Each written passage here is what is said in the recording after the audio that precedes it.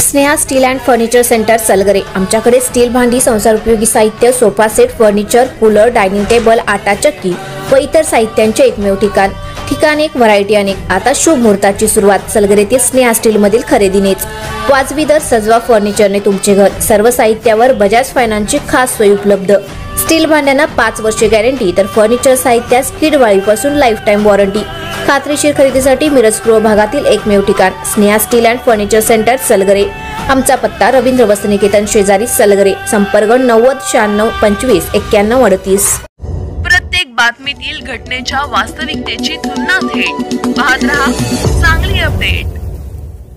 बोरगाव तालुका कवटे महांकाळ येथील प्रथमेश संदीप पाटील वय वर्ष 21 या तरुणाने गळफास घेऊन आत्महत्या केल्याची घटना सोमवारी सकाळी 10 वाजण्याच्या सुमारास घडली असून सदरच्या आत्महत्येचे कारण अद्यापही स्पष्ट झाले नसून आत्महत्येची नोंद पोलिसात करण्यात आली असून फिर्यादी पोलीस पाटील गौतम जगन्नाथ माने राहणार बोरगाव यांनी कवटे महांकाळ पोलीस ठाण्यात माहिती दिली।